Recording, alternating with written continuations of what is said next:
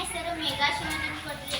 ನಾನು ಉನ್ನತೀಕರಿಸಿದ ಸರ್ಕಾರಿ ಹಿರಿಯ ಪ್ರಾಥಮಿಕ ಶಾಲೆ ಇಲಿಗಟ್ಟೆಯಲ್ಲಿ 7ನೇ ತರಗತಿ ವಿದ್ಯಾರ್ಥಿನಿಯಾಗಿ ಕಲಿಯುತ್ತಿದ್ದೇನೆ.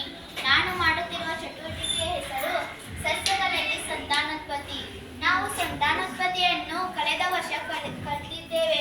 ಈಗ ನಾವು ಸಸ್ಯಗಳಲ್ಲಿ ಸಂತಾನೋತ್ಪತ್ತಿಯನ್ನು ಕಲಿಯೋಣ. ಸಸ್ಯಗಳಲ್ಲಿ ಸಂತಾನೋತ್ಪತ್ತಿಯಲ್ಲಿ 2 ವಿಧಾನಗಳಿವೆ. ಒಂದು ಲೈಂಗಿಕ, ಇನ್ನೊಂದು ಅಲೈಂಗಿಕ. ಲೈಂಗಿಕದಲ್ಲಿ ಪರಾಗಸ್ಪರ್ಶ ಇದೆ. ಪರಾಗಸ್ಪರ್ಶದಲ್ಲಿ ಸ್ವಕೀಯ ಮತ್ತು ಪರಕೀಯ 2 ವಿಧಾನಗಳಿವೆ. ಸ್ವಕೀಯ ಮತ್ತು ಪರಕೀಯದಲ್ಲಿ ಭಾಗಗಳು: ಇದು ಶಲಾಕಾಗ್ರಹ, ಇದು ಪರಾಗರೇಣು, ಇವೆರಡು ಪರಾಗಕೋಶ. ಇದು ಶಲಾಕಾಗ್ರ. ನಂತರ ನಿಷೇಚನ. ನಿಷೇಚನದಲ್ಲಿ ಯಗ್ಮಜ ಉಂಟಾಗುವಿಕೆ ಇರುತ್ತದೆ. ಯುಗ್ಮಜ ಉಂಟಾಗುವಿಕೆ ಇದೆ. ಇದು ಇದು ಪರಾಗರೇಣು, ಇದು ಪರಾಗನಳಿಕೆ, ಇದು ಯುಗ್ಮಜ ಉಂಟಾಗುವಿಕೆ. ನಂತರ ನಿಷೇಚನದಲ್ಲಿ ಪುರುಷ ಲಿಂಗಾಣು ಮತ್ತು ಹೆಣ್ಣು ಲಿಂಗಾಣುಗಳಿವೆ.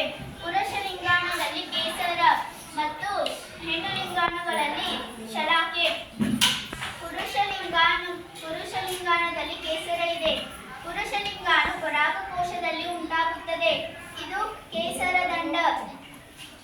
ಇದು ಶಲಾಕಾಗ್ರ, ಇದು ಶಲಾಕನಳಿಕೆ, ಇದು ಅಂಡಾಶಯ, ಇದು ಅಂಡಕ.